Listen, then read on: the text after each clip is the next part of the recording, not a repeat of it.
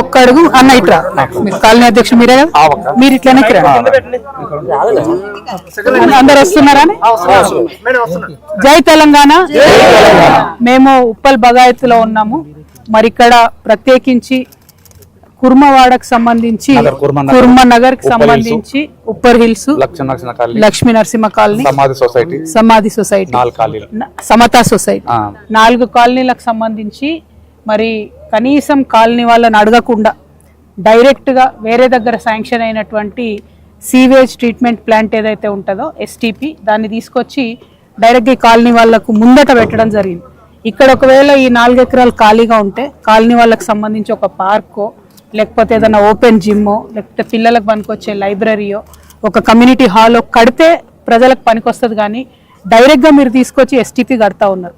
STP కూడా మనకు అవసరమే, నేను కాదంటలేను. కాకపోతే ఆ ఎస్టీపీ కట్టే ముందు కనీసం కాలనీ వాసులను అడగాలి.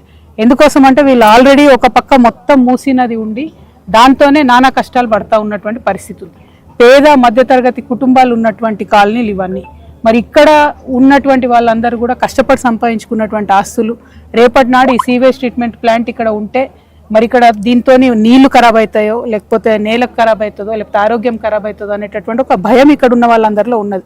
కాబట్టి మేము ఈ కుర్మనగర్ ప్లస్ ఇక్కడ ఉండే 4 కాలనీల తరఫున తెలంగాణ జాగృతి తరఫున నేను డిమాండ్ చేసేది, ఈ ఎస్టీపీ ఇక్కడ శాంక్షన్ కాలేదు, వేరే దగ్గర శాంక్షన్ అయిందని చెప్తా ఉన్నారు. తక్షణమే అధికారులు ఇక్కడికి రావాలి, వచ్చి మరి అక్కడ శాంక్షన్ అయితే ఇక్కడ ఎందుకు పెడుతున్నారు అన్న వివరణ ఇవ్వాలి. 1, 2 తక్షణమే పనులు ఆపాలి. ఇక్కడ లేడీస్ పోయి నిలబడి పనులు ఎందుకు చేస్తున్నారు మరి మేము అడగలేదు కదా అని అంటే లేడీస్ని అరెస్ట్ చేసి టెర్రరిస్టుల లెక్క పొద్దు నుండి సాయంత్రం వరకు 4 పోలీస్ స్టేషన్లు వాళ్ళని తిప్పడం అన్నది చాలా అన్యాయం. మరి మహిళల కోసము ముఖ్యమంత్రి గారు పదే మాట్లాడుతుంటాడు, 1 కోటి మంది మహిళల్ని కోటీశ్వర్లు చేస్తా అంటున్నాడు. మరి 10 మంది ఆడవాళ్ళను లేడీస్ని ఎందుకు ఇక్కడ ఎస్టీపీ కడుతున్నారు అని అడిగితే పొద్దంతా తిప్పడం న్యాయమా? ఇది కరెక్ట్ పోలీసింగా? ఈ విషయం మీద డీజీపీ గారు కూడా చాలా సీరియస్ యాక్షన్ తీసుకోవాలి. అది ఎవరైతే పోలీసులు మహిళలతో అట్లా బిహేవ్ చేసినారో అది కరెక్ట్ పద్ధతి కాదు. కనీసం మహిళా కానిస్టేబుల్ లేకుండా అంతమంది లేడీస్ని పొద్దంతా తిప్పినరంటే ఇది కరెక్ట్ కాదు. ఇది సీరియస్గా తీసుకునే విషయం, దీన్ని మాత్రం నేను వదిలిపెట్టాను.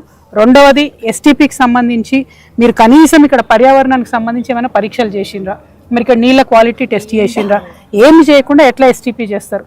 దీన్ని తక్షణమే ఆపాలని నేను డిమాండ్ చేస్తా ఉన్నా. మా కర్మ ఏంటంటే మున్సిపల్ శాఖ మంత్రి ముఖ్యమంత్రి గారే, ఆయన దొరకడు, ఆయన ఎక్కడ ఉన్నాడో అర్థం కాదు, సమస్య ఎవరికి చెప్పాలో తెలియదు. ఖచ్చితంగా మున్సిపల్ కమిషనర్ గారికి మాట్లాడతాము, అక్కడ కూడా కాకపోతే ప్రజావానికి కూడా వస్తాను నేను అందరిని తీసుకొని.